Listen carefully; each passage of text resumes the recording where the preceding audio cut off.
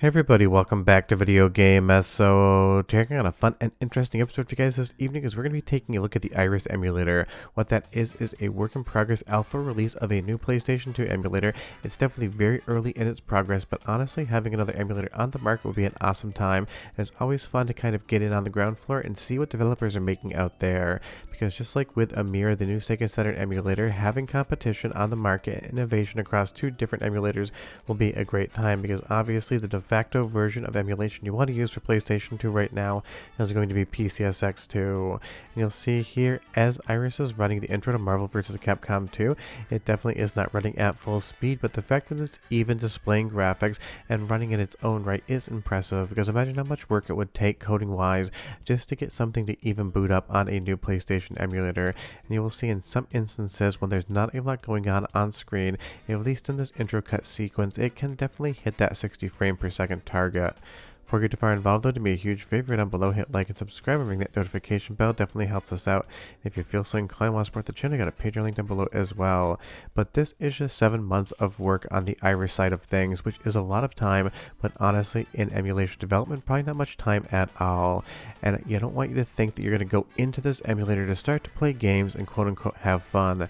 That's not a knock on the emulator in any way, shape, or form. It's just a statement that this is still a proof of concept, work in progress, and it is showing a lot of promise, but it is not something that you're going to sit down and start playing video games on. Some games will boot, some games will get into the actual game, be controllable. For the most part, if it does run, it's just going to run a lot slower than you would expect.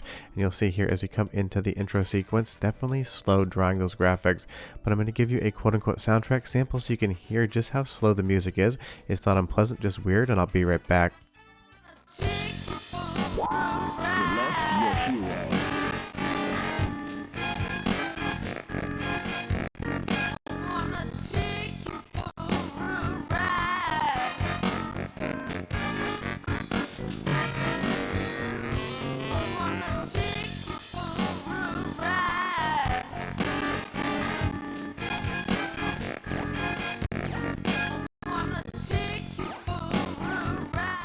Now, of course, that doesn't sound anywhere near to accurate as what you would expect PlayStation 2 emulation or Marvel vs. Capcom to sound like as we move over to PCSX2. Obviously, this is running at full speed, but I want you to take a little bit of an imaginary trip with me right now. This, to me, does show promise, and you can kind of imagine where it is going. Maybe that's just me and my filmmaker brain. Very often when working on projects, we have what we call a rough cut or even just an assembly cut. That's where you just string a bunch of garbage together to try to get the skeleton, the bones of the project kind of in front of you. You might have temp audio tracks, you may have no audio whatsoever, you may have incomplete effects, but you can imagine where it's going and you know the direction you're traveling is successful if it feels right at that stage in time. That is what Iris is feeling like right now. If this was running full speed and the graphical glitches were cleaned up, then it would just feel like Marvel vs. Capcom 2. Currently, there is only software rendering within the actual emulator. I didn't see anything for OpenGL, anything like DirectX or Vulkan, but I'm sure that could come in the future. And again, even though we have PCSX2, having more than one emulator in active development at any given time really does help the entire emulation scene innovate. Think of a lot of the other systems we have, Nintendo 64 and such. There's more than one active emulator in development, and that definitely helps the entire scene. But even with the slowness, I was at least still able to get the first attack out with Jill. This definitely has a lot of sprite issues, it's got a lot of graphical corruption, and we're probably running the game at like a quarter of the speed it would be expected to. But in 7 months worth of work, that is amazing in its own right. As we move over to PCSX2, this is how the game should look. But it is one of those things, the introductory sequence to Marvel vs. Capcom 2 on PCSX, if you're using upscaling, does have some graphical glitches on the title screen. So even though I love PCSX2 and I think it is incredible, it is still an area in which you can actually see issues that still need to be worked out. And that's the reality of PlayStation 2 emulation. It is still a work in progress. It is still a moving target, even if PCSX2 is getting really close to the finish line sometimes. And that's why it's always good to see other people working on emulation, because that shared knowledge base could definitely be useful. But here's another quote-unquote soundtrack sample, and I'll be right back with a lot more.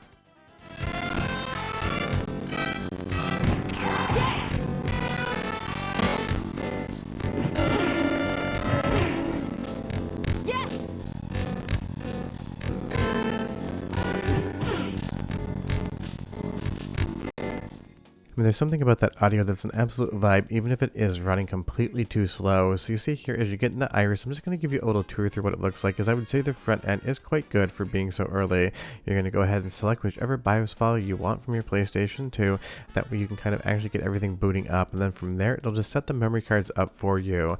And I want to go through some of the diverse options here. Definitely not a full suite yet, but it is looking relatively good for this early in its process. You'll see here we have some debug options for the different games and different functions of the hardware. If we go into settings, we'll see the available suite right now. On the renderer side of things, you just have software and software threaded. There is no actual hardware acceleration going on here. Automatic aspect ratio, so a little bit of scaling and bilinear filtering.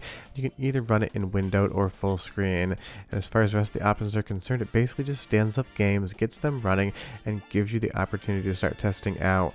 But I do like the UI even in its early state, and again, this is showing definite promise after only 7 months. But let's move over to another game. This is Midway Arcade Treasures 3, and one of the games they showed that was running on their GitHub page was Hydro Thunder, so I wanted to see how well that was running, and I'm leaving the frame rate on the bottom of the screen here. You can see software threaded, the internal rendering, and external rendering resolution. It is in progressive mode, and I'm getting about 22 to 20 frames per second on this menu screen. This should be hovering more around 60. And if you notice, the get ready to race is cut off. When we actually get into the game, the timer is going to be cut off. That is not a framing issue in Resolve. I could have definitely kept it there if the content was there, but there's something about how this renders in Iris in and of itself where it's actually losing those top lines. Not sure what's going on. Sure, it can be fixed, but you'll see here as this countdown comes in from 3 to 2 to 1 to gameplay, that is definitely not a second. It's more like 3 to 4 seconds between each number appearing and it actually being counted down. So that probably gives us like a 20 to 25% actual speed compared to what the game would be rendering at when you were playing it. So it's definitely not ready for prime time yet, but again, it shows a ton of promise. As we go into the same game over on the PCSX2 side of things, definitely this is what it should look like, and obviously I am using hardware acceleration rendering here, bumping up the internal rendering resolution. Although weirdly, PCSX2 assigned the throttle to the right analog stick pushing up, and I do not remember the game doing that whatsoever on real PS2 hardware, so it kind of tripped me up here at the beginning. But it's one of those things. Sure, Iris doesn't look like much now, but think about all the Mr. FPGA videos I do on the test cores. When the first Nintendo 64 core came out, it ran one game at like 20% of the speed, as opposed to having actual character sprites for Mario Kart. It had black boxes. Same with PlayStation 1, Sega Saturn, and every other test core we have. The first couple of revisions are absolutely just proof of concept, and there really isn't any quote-unquote gameplay included in them.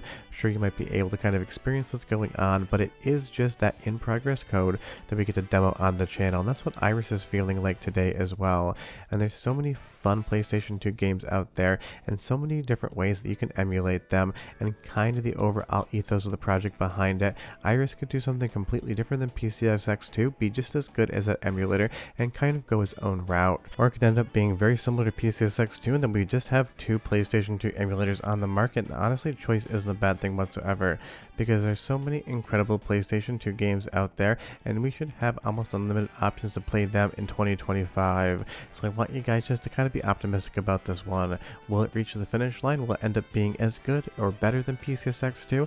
I have absolutely no idea whatsoever, but I know in 7 months, if you're able to write an emulator that'll actually boot games up and display something, you clearly have the talent to make this thing great if you want it to be.